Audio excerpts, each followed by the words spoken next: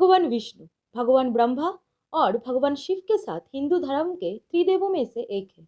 भगवान विष्णु को रक्षक और संरक्षक कहा जाता है। हिंदू धर्म के अनुसार ऐसा कहा जाता है कि जब भी मानवता को बुराई से खतरा होता है तो भगवान विष्णु अच्छे और बुरे के बीच संतुलन बहाल करने के लिए अपने अवतारों में से एक के रूप में पृथ्वी पर आते हैं। भारत के इतिहास का सबसे बड़ा युद्ध महाभारत का युद्ध, जब अर्जुन श्री कृष्ण के साथ पहली बार युद्ध भूमि पे पहुंचे तब अर्जुन खुद के आसपास देखा और चिंतित हो गए कि वो अपने ही भाइयों और गुरु के खिलाफ हथियार कैसे उठा सकते हैं। तब उनकी आंखें चिंता और दुख से नीचे झुक गए। तब वो समय आया जब अर्जुन को श्री कृष्ण ने गीता का ज्ञान दिया कि ये सारा ब्रह्मांड उनका ही हिस्सा है और ये सारा संसार उनसे ही बना है। और तब अर्जुन के प्रार्थना करने पर श्री कृष्ण ने उन्हें अपना विश्व रूप दर्शन करवाया।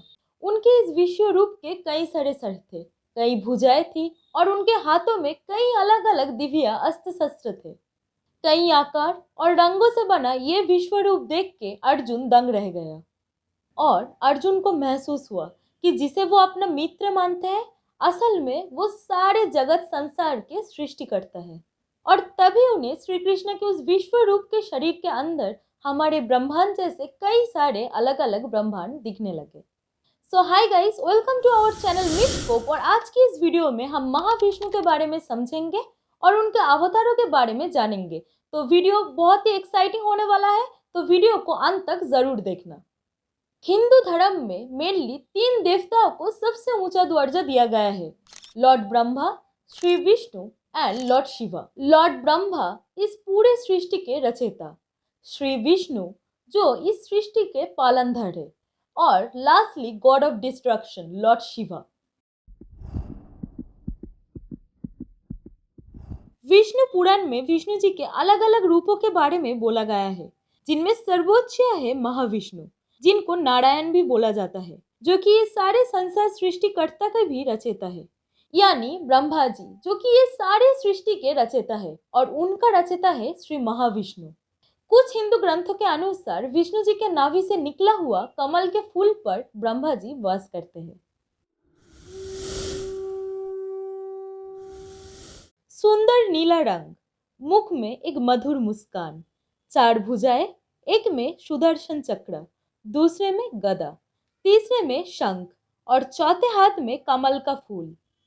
कुछ हिंदू शास्त्रों के अनुसार विष्णु जी माता लक्ष्मी के साथ बैकुंठ लोक में रहते हैं। माता लक्ष्मी जो कि भाग्य, धन, संपत्ति और ज्ञान का देवी है। विष्णु जी को हमेशा शेषनाग पे विराजमान दिखाया जाता है।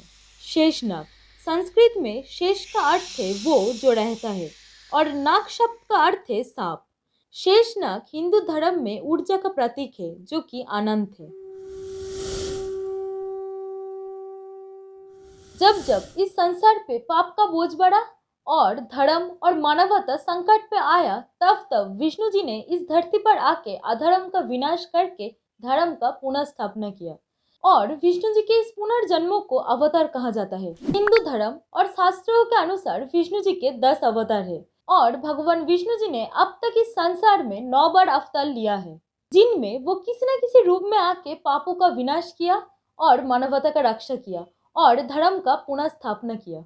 जिनमें सबसे पहला है मत्स्य अवतार। हिंदू धर्म में माना जाता है कि मत्स्य भगवान विष्णु जी का पहला अवतार है, जहाँ पे विष्णु जी को एक मछली के रूप में दर्शाया गया है। जहाँ पे मछली को जिस भी पात्र में रखा जाता है वो उससे बड़ा हो जाता है। यहाँ पे मत्स्य यानी मछली का बड़ा होना ये दर्शाता है कि इंसान अपने अंदर के अहंकार भूल के अपने ज्ञान और प्रतिभा के द्वारा अपने पात्र से बड़ा हो सकता है। मत्स्य अवतार के और एक कहानी में बताया जाता है कि सबसे बड़ा चक्रवात से मनुष्य और पृथ्वी के अन्य प्राणियों को बचाने के लिए मत्स्य के रूप में विष्णु जी धरती पर आए थे। ऐसा माना जाता है कि मत्स्य अवतार सतयुग में प्रकट हुए थे, जिसमें मानव शरीर का ऊपरी हिस्सा मछली के पूंछ से जुड़ा हुआ था। भगवान विष्णु जी का दूसरा अवतार कूर्मा अवतार, जिसको कछुए के रूप में दर्शाया जाता है। कहा जाता है कि भगवान विष्णु जी का कूर्मा अवतार भी सतयुग में अवतरित हुए थे। हिंदू धर्म के अनुसार ऐसा कहा जाता है कि समुद्र मंथन के समय विष्णु जी का कूर्मा अवतार ने मंदर पर्वत के बोझ को अपने पीठ पर उठाए थे। अब आते हैं भगवान विष्णु जी के तीसरा अवतार यानी बड़ा अवतार। जिसे एक बराह के रूप में दिखाया जाता है, जो कि सतयुग के दौरान पृथ्वी पर प्रकट हुए थे। ऐसा कहा जाता है कि भगवान विष्णु राक्षस हिरण्यक्ष को हराने के लिए पृथ्वी पर प्रकट हुए थे, जो पृथ्वी को ब्रह्मांड महासागर के तल तक ले गया था।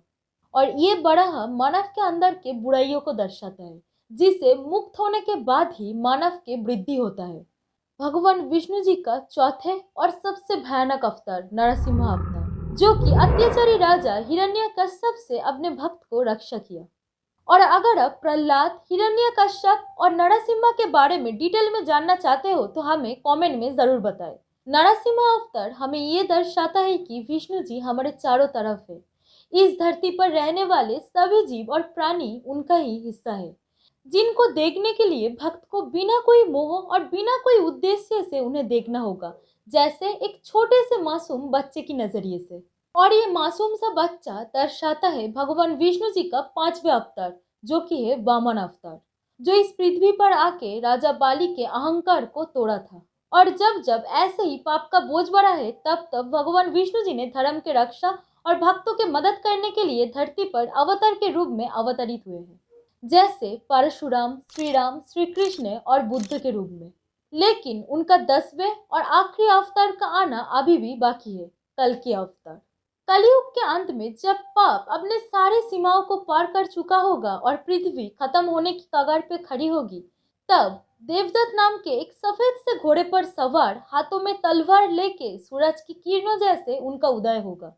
और अगर आप कल की अवतार के बारे में विस्तार से जानना चाहते हो तो हमारे इस वीडियो को जरूर देखें। So that's it for today's video. अगर ये वीडियो आपको थोड़ी सी पसंद आई है तो प्लीज इस वीडियो को एक लाइक करें और अपनी फैमिली और फ्रेंड्स के साथ इस वीडियो को शेयर करें और हमारे चैनल मिथस्कोप को सब्सक्राइब करें, क्योंकि आपका एक लाइक और सब्सक्राइब हमें मोटिवेट करता है कि हम आपके लिए ऐसे ही वीडियो लाते रहे। So see you in the next video. Till then Har Har Mahadev, जय भोलेनाथ।